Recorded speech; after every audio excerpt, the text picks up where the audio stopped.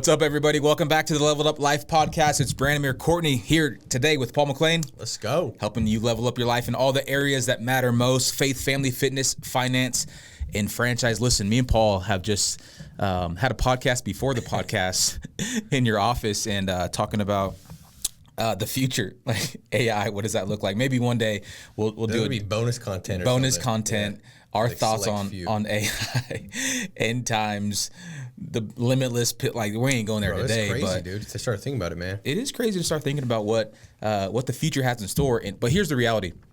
Like, you can live in the future and be stressed out and have all kinds of anxiety because, dude, we could have went down that rabbit trail. Like, dude, what are we going to do? 100%. Like, freaking out. But the truth is, like, we're here today. This is the day that the Lord has made. And so how do we rejoice? How do we build? How do we grow? How do we live on purpose and for the purpose that we've been created to do? And so that's our heart, that's our goal, that's our desire. Every single podcast is to help you live for today and build that bright future that God has for you. And so I love that, dude. In fact,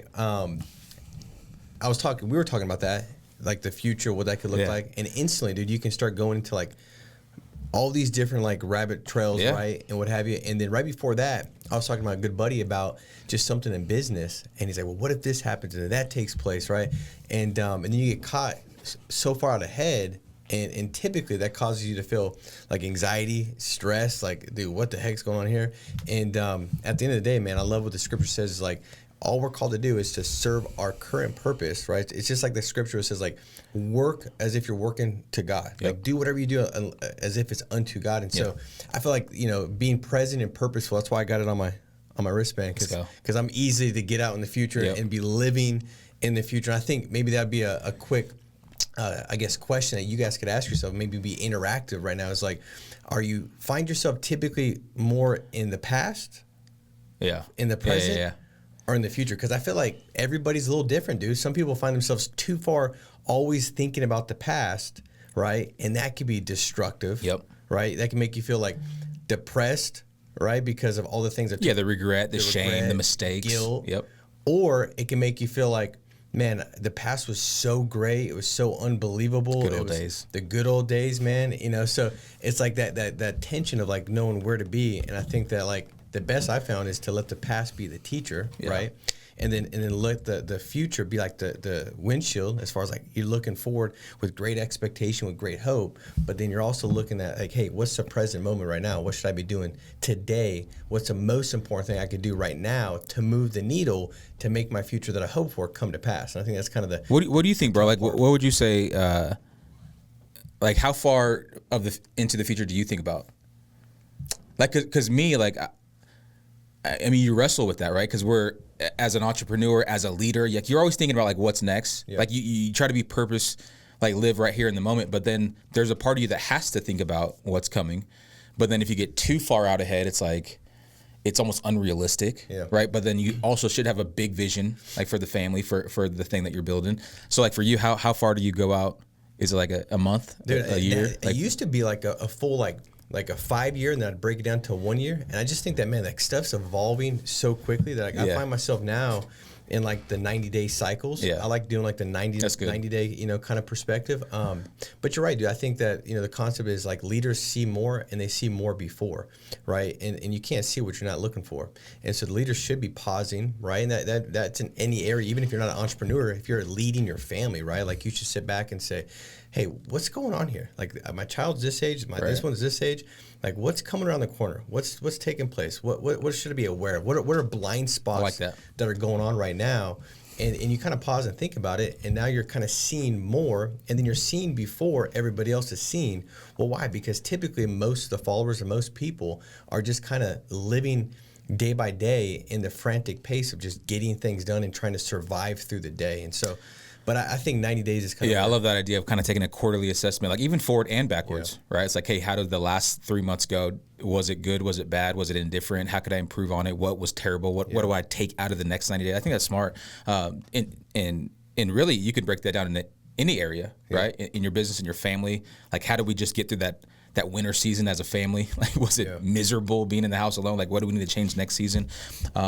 So these are the kind of thoughts that I think about, because even as we're building the church and what that looks like, we were just talking about property and buying a building and buying land and everything. But it can become overwhelming if you start going, all right, 2 years, we need this amount of people and we need this amount of land, this amount of money. It's like, let me just focus on today for a moment. But I think that you're right, that 90-day window is the sweet spot where you can put the boots on the ground and see practical application and growth in a real way, without becoming overwhelmed. I think that's a sweet spot. But do you reflect like at the end of each day, do you take ever like an account of like activity goals, things that took place? I think you have to. Yeah.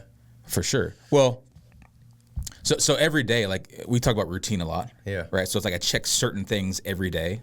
Like if you're in business, like depending on the size and how you, like Grant Cardone says he checks his bank account every day. Mm-hmm. Well, it's because he's managing like hundreds of millions of dollars and he wants to know like if someone's stealing from him or not. So right or whatever. I don't know. Yeah, you're right. Yeah. So I think every organization has to create, daily systems, weekly systems, monthly systems, and like quarterly systems.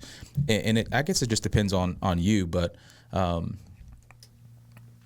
forgot your question. No, I think you're right. Like you go macro, right? Right. And then I think at the end of each day, like you have to like say like, hey, how did I do today? For sure. Right. I'd always tell like, insurance agents like, man, because a lot of times they're stepping in, they're being self-employed for the first time.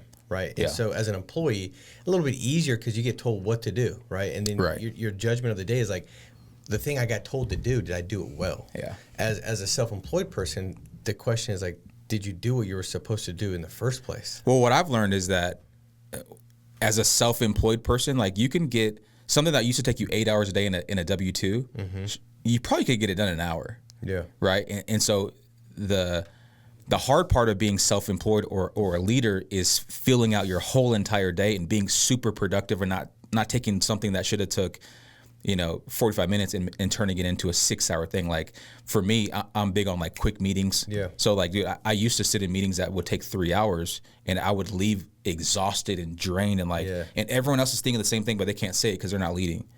So it's like, you're killing the culture of your team. You're killing like the next meeting no one's looking forward to. So it's like, hey, let's get straight to the point. Let's get through what we need to get to. Let's like on Sundays, like we have a big day on Sunday. So it's like Tuesday we meet up. Hey, what did we do? How many people came? What was the impact? What was the prayer request? What are the needs moving forward? That's why when you call me on Tuesday, I was like, dude, it's Tackle Tuesday, bro. Yeah. Like, it's time to get after it. Like we got to tackle some things from the week and get after it. So yeah, I measure, different things on different days, and I think we should all do that. But I never really thought about doing it for, I don't know, like I think the most important areas to do it is in your family. Yeah. Like even yesterday, Mariah took Blaze down to LA, which I usually take him. And so I was at home with Brave and Bronx for the most of the day. And it was like 9:30 at night. And I realized I spent most of my time in the office prepping for the weekend. Like Brave was watching like 3 movies and Bronx was doing Fortnite. I was like, that was probably a bad waste of time. Like I could have been a lot more intentional. Yeah. So like next time Mariah's out and it's just me and him, like I'm going to be more intentional with like, hey, let's do this. Let me pour this out into them. Because it's my first ministry, right? And so like, yeah, I think we should always be reflecting as leaders and going, was that the best use of my time? Did I get everything out of that moment? How do I move forward? How do I not make that same mistake again, sort of thing? I love that, dude. I think that like, so I remember being super young and I got into business with this guy that was from Virginia. And he'd always have these like different like redneck kind of sayings, right? Yeah. And one of them was like, "Hey boy, you better do the checkup from your neck up." Yeah. And what he was saying is like, you don't want to get to the end of the day and then finally sit back and say, "Man, like that." But we often do that. It's kind of weird. Like you get to the end of the day, and I do it all the time. But like the checkup from the neck up is basically like saying like, hey, throughout the day, let's do some quick pauses, right? Yeah, that's good. And I think it'd be a great thing. And I'm saying this, I'm thinking like, man, I need it. This is a great thing I could put into practice. Is like every like 3 hours throughout the day, like just putting kind of an alarm on your phone that goes off and just says, hey, checkup, right? And where you can stop and pause and say, hey, am I using my time efficiently and effectively? So that way when you get to the end of the day, right, you're way less likely to say, I had some waste, right? For sure. You're more productive. Because even with a self-employed person, I always say, man, at the end of the day, you got to ask yourself, would I give myself a promotion or would I fire myself based off of today's performance? And I think a lot of it is, it goes back to being the employer and the employee, right? As a person that's leading your life, you're kind of both in every area, right? Yep. You're the employer and the employee, meaning that the employer's job is to see more and see more before. They're supposed to see around the corner. They're supposed to be able to adapt, adjust, and evolve before it actually, catches them off guard, right? They're supposed to think about these things. And then the employee, once you've put together the roadmap, you're like, all right, this is where we're going. This is the vision. This is the 90-day goal. Well, now this is the blueprint. This is the roadmap of execution. Yep. And then the employee, the benefit they have is they don't have to think as much. Yeah. They just got to execute. So now the employers, they're the one that's why they make more. Yep. They're tasked to design, to think, to be intentional, to have forethought. Yep. The employee's like, all right, now you got to do it and do it with excellence and execute. And it takes less time and thought, but I think that's where we both have to always live is you're both. So as a leader in your home, you're the employer, right? You're the one that's supposed to cast a vision, and then also you got to execute. Because how many times are we a good employer but a bad employee? And then how many times are we a great employee but a bad employer? That's good. Right? I like that. We get to the end of the day and we're like, man, I knew what to do, right, but I didn't do it. That's a bad employee. Yep. Or you get to the end of the day and you're like, dude, I did a bunch of stuff, and I feel like I did a ton of things. I wore a bunch of hats, but what the heck did I get done? Right. Well, that means you lacked intention, that there wasn't really a plan of action. You just kind of went through the day through the emotions. And so I've always kind of thought about that, Brand, like from an a life insurance agent perspective, Yeah. But I never thought about that from a family. That's what I'm saying. Fitness, but it applies to everything. You're 100%. An employer and employee of every position that you hold, every role that you hold. I love it. Well, it's the tension of the tension of leadership is like, listen, at the end of the day, it's on you. Like it's on you to cast the vision. It's on you to see beyond the circumstance. It's on you to set the tone. It's on you to set the culture. And I don't know, man. There's just like this balance for me of like what you're talking about, employee versus employee, like having to get practical things done, but at the same time, like seeing beyond just. I don't know. Dude, you got me messed up right now, because I'm thinking about like, as a leader, you have to. Dude, I don't know. I'm messed up, dude. Well, dude, I think because it's I don't always have a deep thought, but that's why I think it's a God thought, because I didn't. We haven't planned this at all. Yeah. We're supposed to get on here and talk about Pavers Day, prayer, affirmation, and visualization, and we're just winging it. But I mean, I think at the end of the day, like, the goal is reflection, the goal is planning, the goal is execution. Right. Like those are the three things that we got to focus on. But I think that like the way we best do it and stay on track is how we start and what we put in the morning. Yeah. Right. Because the thing is this, like, it's so easy to forget, right? I think that when you read even like the word, like how many times did God remind the Israelites of how many times that he delivered them from Egypt? Dude, it's like non-stop. And you sit back and think like, well, there's an intention for that, because if anybody's going to have a word well crafted and every word be designed and have the most value in it, it's God, right? And so obviously there's a purpose behind that.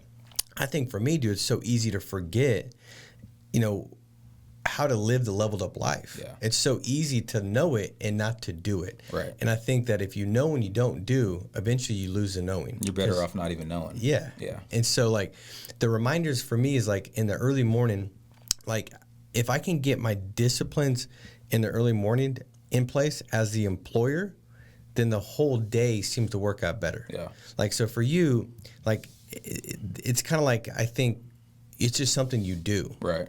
Because it's a part of how your morning routine's set up. So you're reminded of these things. You're reminded to be intentional, to make sure that this is going to be executed well. Right. You sit there and think, okay, I'm going to have this conversation. How can I make this conversation matter? Right. Those are the things that are so intentional.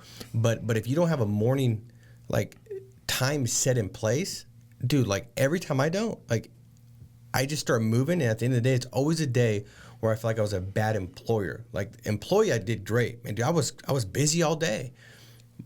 So I think the morning time is for the employer. Yeah, it's good. The morning time is for the leader. Yep. The morning time is for the visionary. Kind of talk about like your morning time and like what does that look like to set yourself up to execute well in both. Well, it's the thought that you can't pour out if you haven't been poured into, right? So as a leader, you got to figure out like what fuels you, what feeds you. Because I've been in plenty of places and spaces where I've tried to pour out something that I haven't been poured into yet, right? And so then now you're just operating in your flesh. Now you're just operating in what you know, and then you say things or do things. You're like, that wasn't me. I didn't mean to say it that way, or that came off the wrong way, or I didn't spend enough quality time or say it with the right intention. And so you have to, as a leader, number one for us as men of faith, like we get into our word, like it's like this time in prayer. It's this time in the word that pours into us, that reminds us who we are, what our value is, where our help comes from, where our strength comes from. So like what we were talking about before, we don't turn to ChatGPT and Google before we turn to God. Like we got to be intentional with the right heart posture to go like, God, like I'm here, number one, to like, I love what you posted the other day. Like, Lord, my desire is to know you better today than I did yesterday. My desire is to serve you better today than I did yesterday. So it's like, as a leader, you have to be poured into first, right? And for us, that's going to God. That's going to prayer. That's kind of this first thought of the P, like the time in prayer. And that for me sets the tone, right? And so I posted something on my social the other day, like, men, like we're so distracted. And it's not just a man thing. It's a human thing. Yeah. Like we're distracted by any and everything all day. And a distracted man is a defeated man. And so as a dad, like I could easily be distracted by my work, which I just said I was last night. Like I could be distracted by the 100 things I have to do, by whatever it is. And then I'm missing the intentional time with the people that matter the most. And so the morning routine, the start to the day, sets the intention, sets the tone. And so I'm getting poured into by the word, by my Father in heaven, like being reminded of who I am. So then I can step out and it's not, and then I can be the employee and take care of all the tasks throughout the day, whether that's in any area of life. And so I think most people want a morning routine. They want to be disciplined. They just don't know how to do it, right? And so like the paver idea kind of just like it sets the foundation for what that looks like. And everyone's a little bit different. And so it could even be just 5 minutes. And that could be the start of a foundation, right? You don't build a foundation for a massive house in a day. It's good. Like you go to a construction site, like every morning I bring Bronx to school, and I've seen like the building of a house, right? So you see the surveyors out there, you see them digging the trenches, and then it's been like months and months now. So now you're seeing the walls go up, and then now the landscapers are there. Yeah. But it's like it didn't start in a day. So like whatever your life looks like now, you could have the picture of who you want to become, but it starts with just a simple paver. It starts with a simple step first. And so for you, like that morning routine I went, for me, it started just as like cracking the Bible open, not reading it. Like years ago, it's like, it's open. I don't know what I'm doing now. And then over time, it's like, okay, I'm going to, find what works for me. So now it's a 45-minute routine in the morning in the word, worship, prayer, scripture, all that kind of stuff. And so I would just encourage people to figure out what works for you right now and build on that over time, because the goal is not to be the same as you were yesterday. It's to grow. It's to level up. It's to get better. And so I love that, dude. I love what you said, the picture. I mean, I think last week we talked a little bit about that, but like, the employer's job is to paint the picture of what your life should look like, to craft it, right? Like, what does God say about you? And from that standpoint, if that's who you are in Christ, how do you design your life? What 100%. Does your family look like? What does your business look like? What does the culture in your business look like? How do you respond to different people? And you start to make these pre-decisions of like, when that takes place, I'm going to do this. And you almost role play and rehearse what's going to take place based off of who you are. So that way, when you're faced with it throughout the day, the flesh doesn't respond, the spirit responds. Yep. The old you doesn't respond, the new you responds, right? And I think that's where you start to remind yourself, because the reality is, dude, when we're praying, like, we're not reminding God of anything. Yeah, right? Like, we're not reminding God that, hey, man, you're good. Yeah. Like, just so you know, you're good. Yeah, nothing's ever occurred to God. Yeah. He's like, I never thought about that. Exactly. Like, you're reminding yourself of, like, his goodness, his faithfulness, and how he's come through. And I think that's the tick. And the prayer could be 5 seconds. Like, the prayer could be when you wake up at the bed, just literally saying, God, my prayer today is that I know you more and that I love you a little bit more. Right. That I know you a little bit more and I love you a little bit more. Thank you for waking me up. And it just, like, resets your heart to go after the things of God. Yeah. And then he also reminds you that, hey, throughout today, if I'm feeling like a little out of sorts or I'm off track or I feel overwhelmed or, man, I just like feel exhausted, whatever that might be, that in a second you can just pause, breathe a little bit, pray, and get back to center, right? Because in essence, that's what you're doing in the morning. You're just saying, hey, listen, I want to start this day centered. Yeah.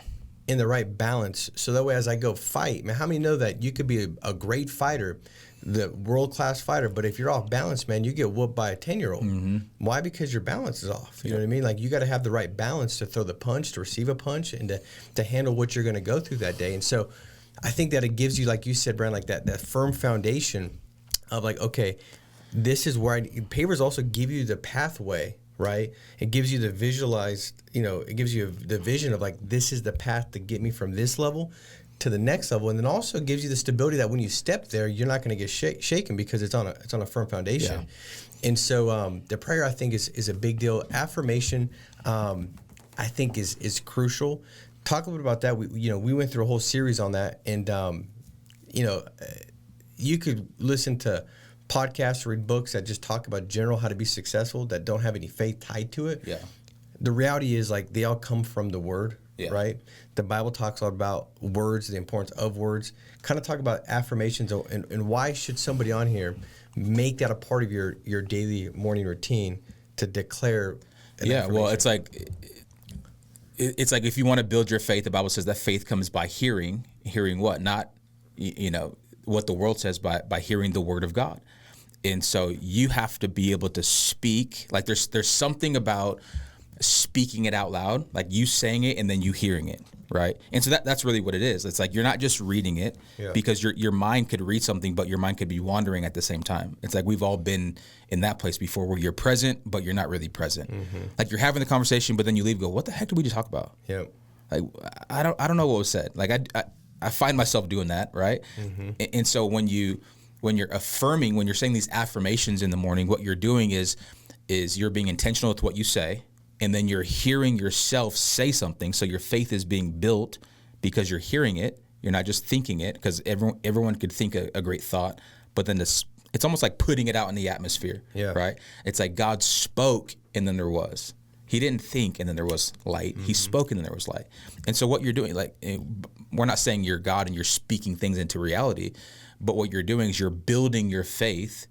You're affirming who you should be, who you could be. Like vision is this idea of this is who I could be and this is who I should be. Yeah. Right. But it's not my reality yet. But by faith, I'm speaking these things into myself, and I'm hearing, and my faith is rising. Therefore, I'm gonna start to behave and do the things like this man of God would, like this great husband would, like this leader of leaders would, because I've been saying it in the morning, right? And so it's a big deal, because again, you can have all the great thoughts throughout the day, but it's something about saying it. Like I encourage the men in church, like, don't just listen to the worship, like don't just listen to the people up on the stage singing it. Like, it's one thing to hear it and like, oh, that was good. Yeah. But when you start saying it, you start believing it. And then it becomes not about the song or who's singing it. It becomes this dynamic, this relationship between you and God now. Because now as you're saying it, you're no longer just consuming, like you're building your relationship with God now. Yeah. Right? And so I don't know, the affirmation is a big deal. And here's my kind of thought that I've been wrestling with regarding many things in life. Is most things that lead to success are much simpler than we make them out to be. Yeah. The problem is most of us don't want to confront our old way of doing things because we're scared of confronting.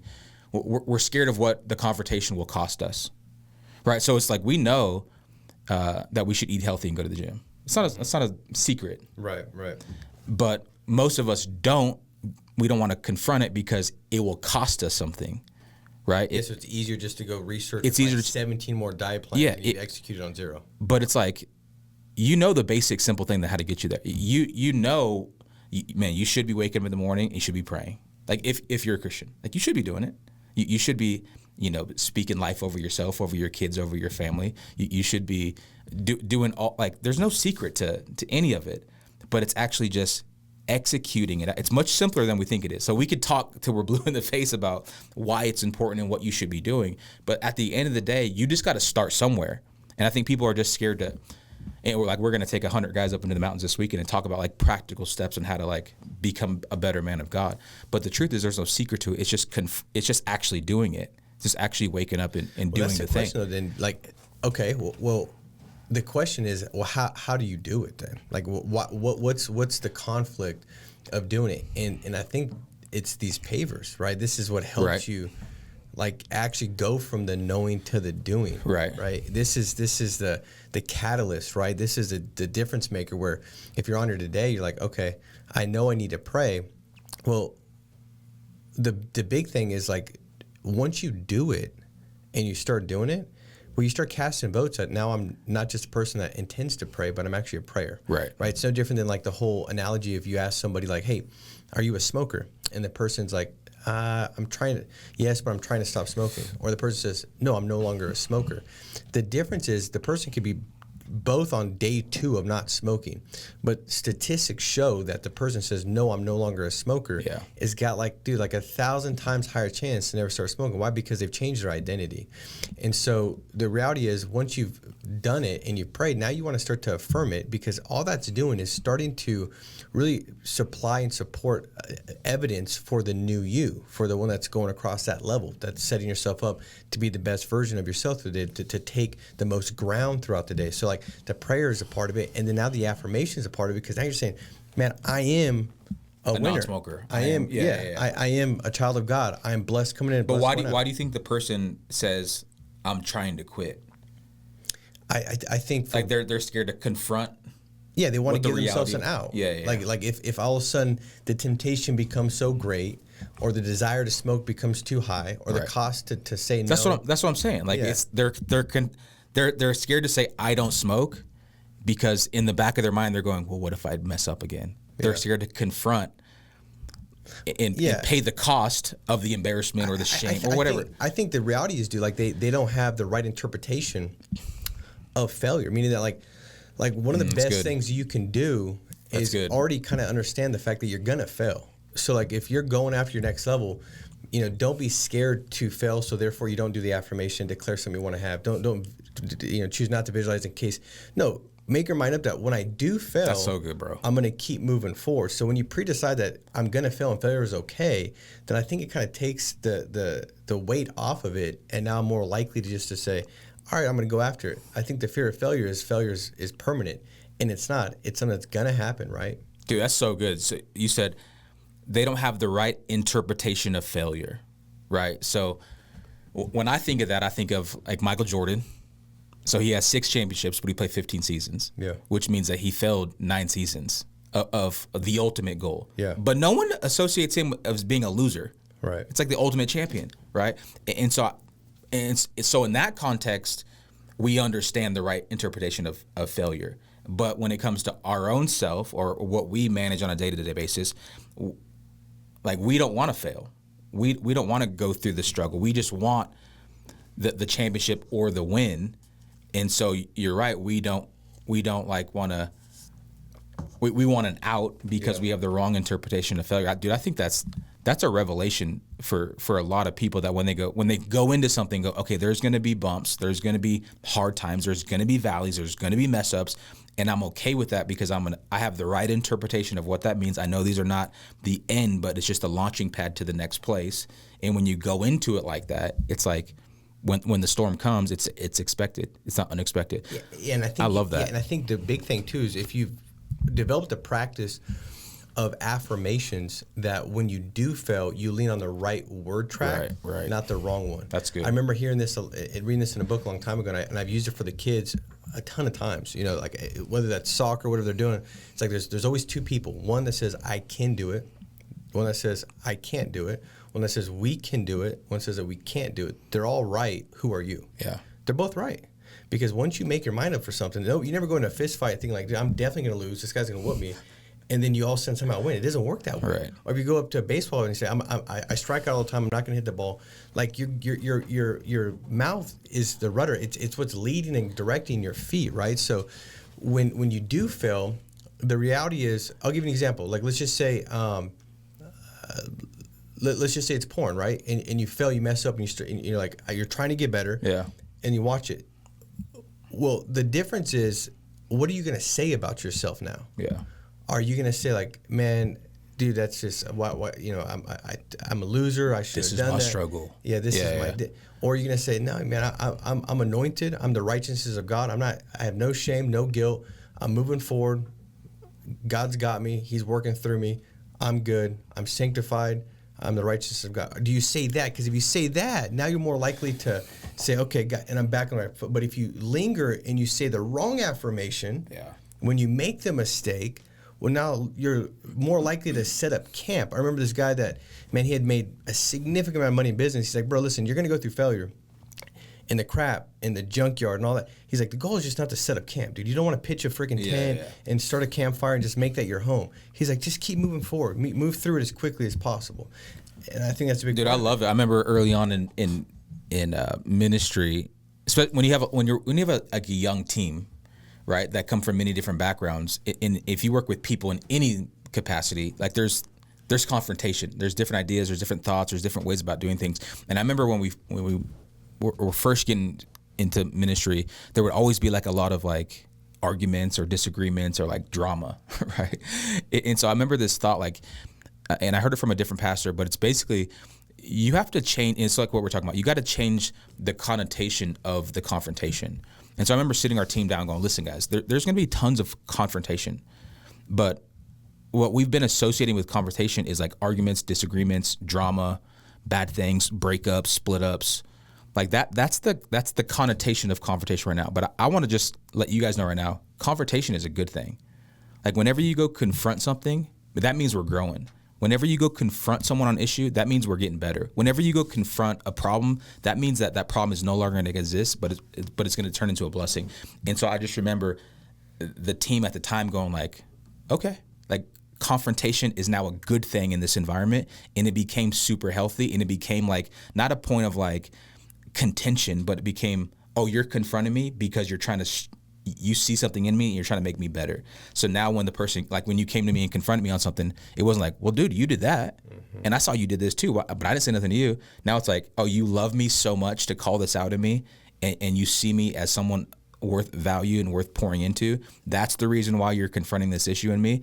And so I just remember early on, like having to teach our team to change the idea of something that could be negative, like confrontation, and changing the connotation of it to this is how we grow now, right? So that's kind of like, and you can apply this to even in your marriage. Like, hey, when we fight, man, typically a fight is associated with a bad thing.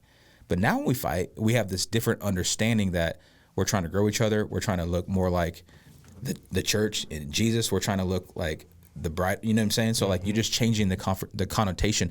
And it's what we're talking about, affirming, like affirmations, like saying the right thing. So when these, problems do arise, we don't see ourselves as a broken marriage or a failed business or a bad dad, but we're affirming the right things over time. And so we just have changed the way we look at failure or confrontation or whatever it is. But dude, that's so good, bro. I mean, for one, this is what I'll say, and we'll wrap up.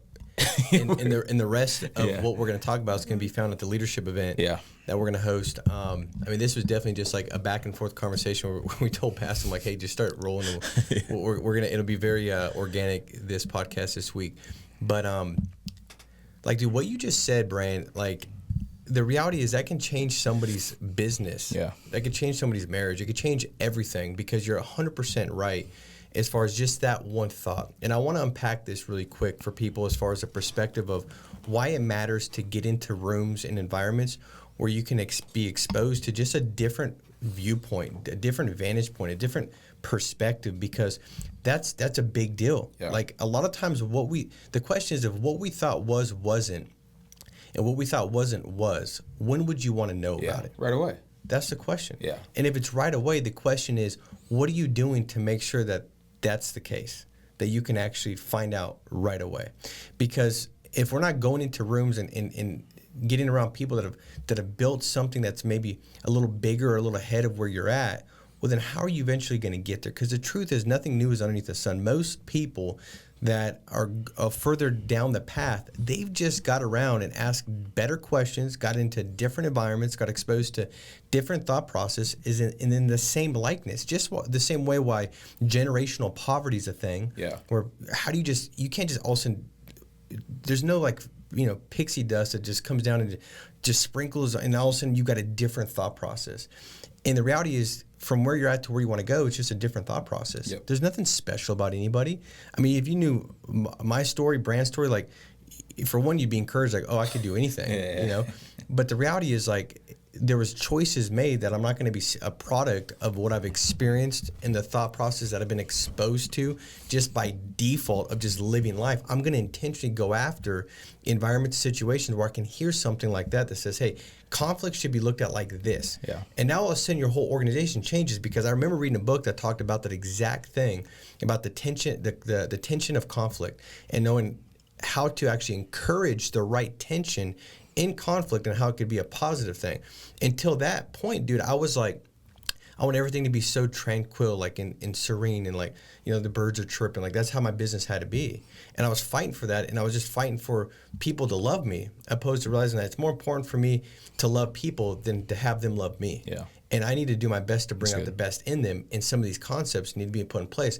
But until I was exposed to it, I didn't know it. And that concept, dude, I'm not kidding, changed my business like 14 years ago. It helped me hit another level when I understood that, and we started to design things and put things in place to help orchestrate it.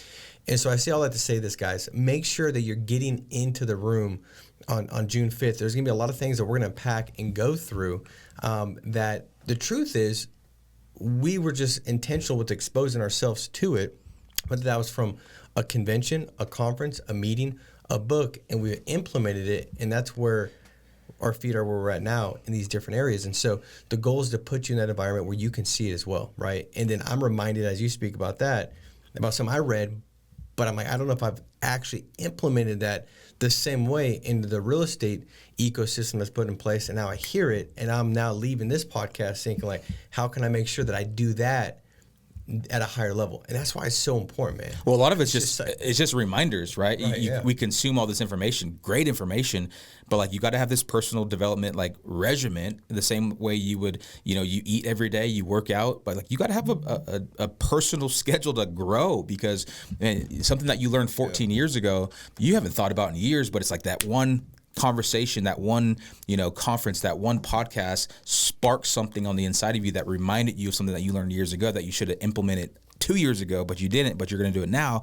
That's actually the thing that takes you to the next level. The ticket is a lot easier than you think. Yeah. To get to your next level. Like you said, we'll go to work making things seem like it's so much granular and we got to do so many more things. The reality is, like, your ticket is probably just a ticket to the June 5th Leadership Roundtable that you're going to leave and have a lot more insights, and all of a sudden be able to go out there and tackle your life at a higher level because you're thinking at a different level. So, well, I preached a message a couple weeks ago called "It Starts with a Step," and that's the reality. Like, it just starts. You just got to begin somewhere, wherever you're at. It doesn't matter where you're at, how far along on the journey you are.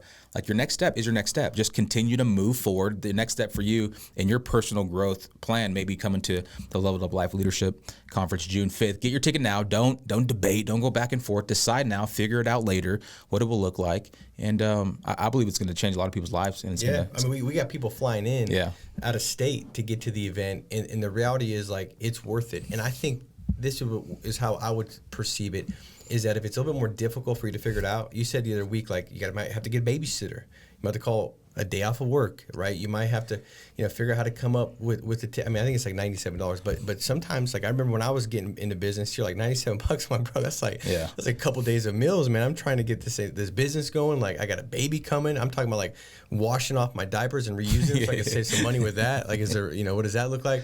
Like, everybody's in a different situation, but what I know to be true is this: when the price to pay to get to the event or the environment or the next thing that's going to take you to the next level, when the price is higher, man, you get more from it, right? 100%. You value it more, you appreciate it more.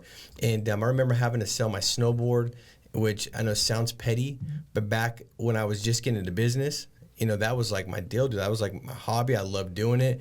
I had to borrow some money. Now, this ticket back then at this conference was $1,000 to go to.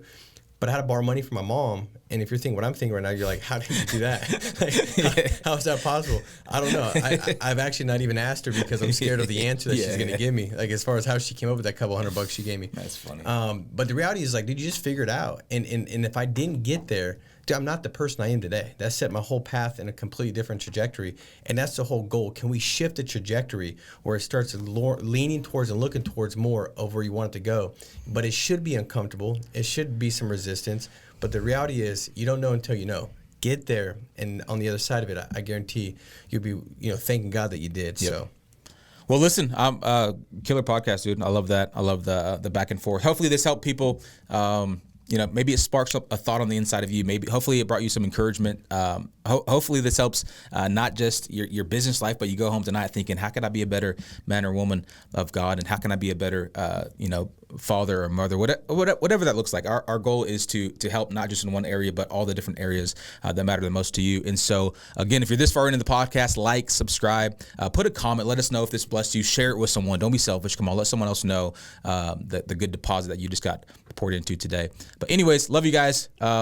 Stay steadfast. What do you say? Hey, stay strong, be steadfast. Make it a big week. Let's go. All right, guys. Love you.